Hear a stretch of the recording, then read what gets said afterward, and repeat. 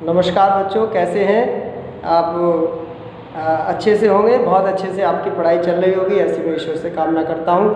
और एक बार पुनः आप सभी का मेरे इस विज्ञान के चैनल पर आप सभी का स्वागत है, अभिनंदन है बच्चों। विज्ञान की पढ़ाई आप अच्छे से मन लगा के कर रहे होंगे।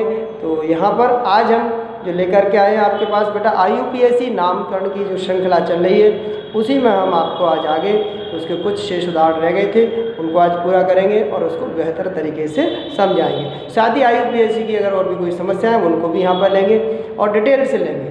तो इस वीडियो को अंत तक देखिए, आखिर तक देखिए, जिससे कि आपको IUPAC के नाम समझ में आ जाएंगे। तो ज़्यादा समय बर्बाद नहीं करते बेटा, कॉपी पेंसिल निकाल लीजिए और अच्छे से शुरू करिए। आज के लिए हम ले रहे हैं सबसे पहले कार्बोक्सिलिक अम्ल। बेटा कार्बोक्सिलिक अम्ल का सूत्र का कैसे उसका नामकरण होता है? इसका सूत्र है HCOOH, जिसे हम सामान्य भाषा में फार्मिक अम्ल भी कहते हैं। मैंने लिखा भी है फार्मिक अम्ल। अब इस जो समूह है उस समूह को अगर आप गौर से देखें तो यह इसमें जो समूह है वो हमारा ये समूह है कार्बोक्सिलिक अम्ल का। और इस समूह का जो क्रियात्मक समूह है इसके साथ एक कार्बन है, इसमें एक कार्बन होने के साथ कारण इसका नाम क्या आएगा? मैथ। तो इसलिए हमने यहाँ पर लिया मैथ। सिंगल बॉन्ड से जुड़ा हुआ है इसलिए एन, इसलिए हो गया मैथेन। और इस समूह के कारण हमने टेबल में आपको बताया कि इसके लिए हम क्या लिखते हैं? ओइक अम्ल। क्या जोड़ते हैं बेटा? ओइक अम्ल। ये लास्ट वर्ड है इसमें, ओइक अम्ल। तो इसलिए इन तीनों को जोड़ेंगे तो क्या बना बेटा? मैथेनोइक अम्ल। क्या बना? मैथेनोइक अम्ल। ये बना आपका। अब इसी की अगला रूप देखते हैं कि अगर कार्बन के परमाणु बढ़ते हैं तो क्या नाम होता है, कैसे बढ़ता है। अब हमने लिया कार्बन के 2 परमाणु, तो 2 के कारण क्या हो जाएगा? H। बहुत सिंपल सी बात है, 2 कार्बन होने के कारण क्या हो गया? H। अब सिंगल बॉन्ड है, एकल बंध है, एकल बंध होने के कारण क्या होगा? एन। इसलिए यहाँ एन आ गया, क्योंकि याद कीजिए सभी कार्बन के साथ कैसे जुड़ा हुआ बेटा? गौर से देखो, एकल बंध है ना, सभी में एकल बंध, एक ग्रुप में है, इसलिए क्या आएगा? एन। और इसमें ये क्रियात्मक समूह है तो ये इसकी वजह से क्या नाम आएगा? ओइक अम्ल। जिससे क्या नाम हो गया इसका? एथेनोइक अम्ल। इनको इकट्ठा कर देंगे तो क्या आएगा? एथेनोइक अम्ल। और इसी को हम सामान्य भाषा में बोलते हैं एसिटिक अम्ल। क्या बोलते हैं? एसिटिक अम्ल। इसका सूत्र क्या है? गौर से देखिए, हम इसी से सूत्र बनाते हैं। CH3 इकट्ठा किया और इस सब को इकट्ठा करेंगे तो क्या बनेगा? COOH। ये इसका सूत्र है, CH3COOH। ये आपका एसिटिक अम्ल का सूत्र है। अब चलेंगे हम एल्कीन और एल्काइन के बारे में जानेंगे आगे। अब बच्चों देखते हैं एल्कीन के उसमें नामकरण कैसे होता है। तो एल्कीन के लिए देखिए CH2 हमने लिया है, और क्योंकि इसमें डबल बॉन्ड है, एल्कीन जो हमारा समूह उसमें क्या है? एल्केन के बाद एल्कीन, क्योंकि एल्केन था एक एकल बंध के द्वारा, और एल्कीन डबल बंध, और ट्रिपल बॉन्ड के बाद क्या? एल्काइन। तो ये 3 नाम थे जो हम डिस्कस करेंगे डबल बॉन्ड को, यानी द्विबंध, जहाँ कार्बन और कार्बन के बीच 2 बंध हो, वो होते हैं हमारे एल्कीन श्रृंखला, जिसका सामान्य सूत्र CnH2n आपने पढ़ा भी है। तो उसी श्रृंखला से ये हमारे सूत्र निकल रहे हैं। अब इसमें CH2 जो हमारा नाम है, इसका नाम है एथाइलिन या C2H4। इसका सूत्र कैसे बनेगा और सूत्र अगर दिया है तो उसका नामकरण कैसे होगा, इसको जरा समझे। CH2 में क्या है? कार्बन के साथ 2 हाइड्रोजन है CH2, फिर कार्बन के साथ 2 हाइड्रोजन है CH2, डबल बॉन्ड से जुड़ा हुआ है। यहाँ बात समझने की यही है, मैथ नहीं आया है ना। ऐसे कार्बन मैथेन था, अब यहाँ एथेन क्यों नहीं हुआ? क्योंकि यहाँ समझो बेटा, यहाँ पे कार्बन और कार्बन के बीच 2 बंध हैं। तो बेटा जब कार्बन और कार्बन के बीच 2 बंध होंगे तो द्विबंध तभी हो, 2 कार्बन हो। तो इसलिए एक कार्बन है और कार्बन, इन दोनों के बीच कैसा बंध है? द्विबंध। तो कम से कम 2 कार्बन होना यहाँ अनिवार्य है। कार्बन कार्बन श्रृंखला में जब एकल बंध होगा, कार्बन कार्बन कार्बन कार्बन एकल बंध होगा ये, तो ये श्रृंखला क्या आएगी? एल्केन, सीधी श्रृंखला। और जब हमारे पास द्विबंध की हम बात कर रहे हैं तो भाई कम से कम एक में द्विबंध तो हो ही नहीं सकते। अकेला कार्बन अगर कहीं लगाए तो मैथ तो आएगा, एक कार्बन है तो मैथ। लेकिन अगर हमें 2 कार्बन चाहिए तो अब क्या होगा? एथ। तो एथ आएगा तो ये 2 कार्बन के बीच बंध चाहिए, तो कम से कम जो डबल बॉन्ड है वो 2 कार्बन के बीच होगा। इसलिए यह श्रृंखला एथ से शुरू होती है, यानी 2 कार्बन। अब इसको समझना बेटा, जब 2 कार्बन आए तो मैंने ये 2 ही HH क्यों लगाए, 3 क्यों नहीं लगाए?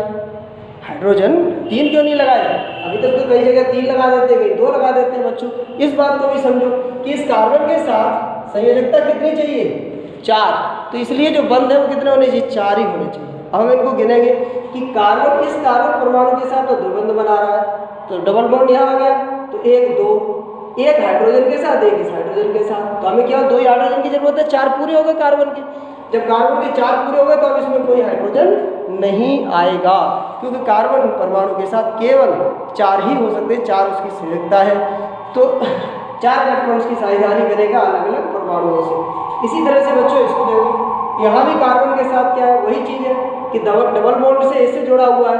जब डबल बॉन्ड से इससे जुड़ा हुआ है तो इधर भी केवल 2 इसको सिंगल बंद चाहिए, और वो किससे बनाएगा? एक एक हाइड्रोजन से बना लेगा, जिससे कि हमारा सूत्र निकल के आया CH2 फिर CH2।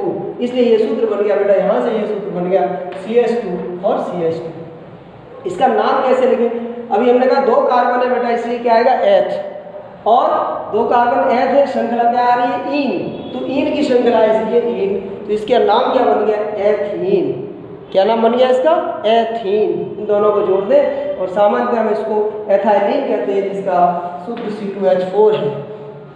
अब इसी श्रृंखला में कार्बन परमाणु की अभी 2 की बात कर रहे हैं, अब चलते हैं 3 के ऊपर। 3 पर भी थोड़ा अभ्यास कर लीजिए कि 3 कार्बन है तो क्या हुआ? 1 2 3, और हमने 3 कार्बन लिए। अब इस सूत्र को समझना बेटा कि जब 1 2 3 कार्बन ले लिए आपने, तो इन 3 कार्बन में हमको हाइड्रोजन जोड़ना है, तो कैसे जोड़ेंगे? ध्यान रखना, कार्बन में 4 से ज़्यादा नहीं होनी चाहिए, इसीलिए पहला कार्बन लिया हमने, तो देखो एक हाइड्रोजन जुड़ गया, दूसरा हाइड्रोजन जुड़ गया, तो 2 हो गए, तो 2 ऑलरेडी यहाँ है कार्बन की, तो 4 हो गए, तो ये पूरा हो गया। चौथा इसमें एक हाइड्रोजन नहीं जुड़ेगा, वरना तो 5 हो जाएंगे। कार्बन की इस संयोजकता को देखो, यहाँ 2 है, यहाँ 1 है, तो 3 हो गई, यानी एक ही हाइड्रोजन जुड़ेगा इसमें बेटा, कभी इसमें एक और हाइड्रोजन नहीं जुड़ेगा, ये जगह खाली रहेगी। क्यों? कि भाई इसमें कार्बन की 4 पूरी हो गई हमारी। यही बेटा ध्यान देने की बात है, ये अच्छे से समझो। अब आगे की बात, CH3 क्यों आया? देखो यहाँ कार्बन के साथ 1 फिर 1 फिर 1, क्यों? और ये एक ऑलरेडी है, तो यह 4 चाहिए थी, इसलिए हमने एक एक हाइड्रोजन तीनों के साथ, तीनों तरफ जुड़ गया कार्बन के साथ। सूत्र क्या बन गया? गौर से देखिए, CH3 ये आ गया हमारा, दूसरा CH यहाँ से बना, और ये क्या आ गया? CH2। तो ये पूरा जो सूत्र बना, काहे का बना? नामकरण करते हैं इसका। 3 कार्बन होने के कारण इसमें क्या बनना है? प्रो, और डबल बॉन्ड होने के कारण, द्विबंध होने के कारण आ रहा है बेटा ईन। क्या रहा? ईन। तो क्या बन गया? ये दोनों को जोड़ दें तो प्रोपीन, और इसी श्रृंखला में इसका नाम देखें तो प्रोपलीन आ रहा है। तो इस तरह से ये हमारा एल्कीन के 2 उदाहरण, इसी तरह से ब्यूट के लिए भी आप बना सकते हैं, पेंट के लिए भी बना सकते हैं। अब अगली श्रृंखला देखते हैं एल्काइन। एल्काइन में क्या होता है? यहाँ पे अभी एकल बंध में एल्केन, द्विबंध में एल्कीन, और त्रिबंध में एल्काइन। अब ये त्रिबंध किसके बीच? कार्बन कार्बन परमाणु के बीच। तो यहाँ भी हम देखते हैं भाई कार्बन कार्बन परमाणु के बीच त्रिबंध है भाई, तो हमने यहाँ लिया कि 2 कार्बन है, ये एक कार्बन दूसरा कार्बन, दोनों के बीच क्या है? त्रिबंध है। त्रिबंध लगा, एक एक हाइड्रोजन चाहिए इनको, तो इस तरह से हमारा सूत्र बन गया। क्या बना? गौर से देखें। अब इसको अगर हम इसी सूत्र को बनाते हैं, मैंने यहाँ लिखा था, हम इस सूत्र को बना के देखते हैं। संरचना सूत्र में ये क्या बन गया? C और ट्रिपल बॉन्ड C।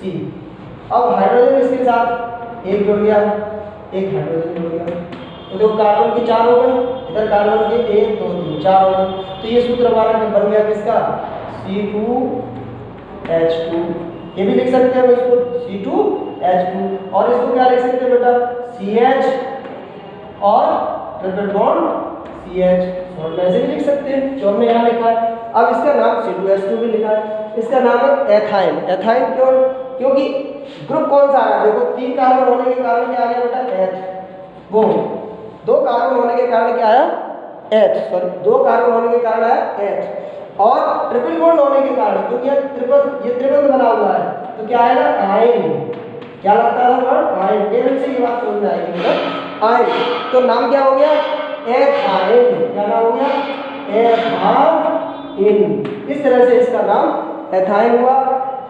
और इसका सामान्य नाम क्या है? एसिटिलीन। ये बहुत अच्छी गैस है, आगे इसको पढ़ेंगे बेटा कोर्स में। अब जाते हैं दूसरा एग्जाम्पल इसी में आगे कि कार्बन कार्बन श्रृंखला को हम बढ़ाते हैं। अभी हमारे 2 कार्बन थे, यहाँ पे हम कितने लेते हैं? 3 ले लेते हैं भाई कार्बन। 3 कार्बन के साथ क्या बनेगा यौगिक, कैसे बनेगा वो मैंने उदाहरण दिया। 1 2 3 कार्बन। जब 3 कार्बन लिए बेटा तो देखो मैंने 2 कार्बन के बीच ट्रिपल बॉन्ड बनाया। अब इसके साथ 3 हो गए तो 1 हाइड्रोजन चाहिए था, इसलिए मैंने 1 हाइड्रोजन लगा दिया। ठीक है, अब इधर कार्बन के साथ 3 बंद ऑलरेडी है तो 1 कार्बन, 1 सिंगल बॉन्ड लगेगा। अब तुम्हें 3 कार्बन चाहिए तो 1 और कार्बन आ गया, 1 2 हो गए, 3 हो गए, 1 2 तीसरा कार्बन।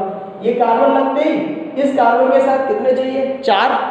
फिर तो 4 में से 1 तो आएंगे, 1 हाइड्रोजन जोड़ दिया, 1 हाइड्रोजन जोड़ दिया, 1 हाइड्रोजन जोड़ दिया। इस तरह से यहाँ पे हमारा ये CH3 बन गया। क्लियर हुआ? अब इसका नाम इसको लिख लेते हैं, C के साथ H के 3 तो CH3 आ गया। ठीक है, फिर बीच में C आ गया अकेला, फिर हमारा ये CH आ गया। तो इस तरह से भी इसको सूत्र को व्यक्त कर देते हैं। इसका नाम क्या बन गया? 3 कार्बन होने के कारण क्या बनना है बेटा? प्रो। 3 के कारण क्या बनना है? प्रो। और आगे क्या आएगा? ट्रिपल बॉन्ड है, ट्रिपल बॉन्ड के कारण क्या आ रहा है? आयन। आयन आएगा तो नाम क्या बन गया? प्रोपाइन। इन दोनों को जोड़ दें तो बनेगा प्रोपाइन। इस तरह से कार्बन कार्बन की श्रृंखला में ये एल्कीन और एल्काइन के नामकरण हुए। अब बच्चों थोड़ा ईथर को समझ लेते हैं। ईथर का जो सामान्य सूत्र है बेटा वो R-O-R अर्थात O और दोनों तरफ R है, यानी रीजेंट है हमारा। इसका क्रियात्मक समूह -O-, ये इसका क्रियात्मक समूह है। तो इसके कुछ सूत्रों को देखते हैं। तो इसमें हमने सबसे पहले लिया है कि जो हमारा क्रियात्मक समूह है ये बीच में है, आप देख रहे हैं इसको। और इसके साथ हमने जो जुड़ा हुआ है CH3 और इधर भी CH3। तो इसका संरचना सूत्र कैसे बनेगा बच्चों? देखो CH3 है बेटा, CH3 के लिए हमने क्या है? कार्बन चाहिए, 1 कार्बन ले लिया और उसके संग 3 हाइड्रोजन है तो 1 2 3 हाइड्रोजन, कार्बन की 4 वैलेंसी हो गई। और ऑक्सीजन के साथ जुड़ा हुआ है, ऑक्सीजन की 1 वैलेंसी के साथ फिर CH3 जुड़ा है तो ये C और H3 में चढ़ गया। इस तरह से ये इसका संरचना सूत्र बन गया। अब इससे नामकरण करते हैं।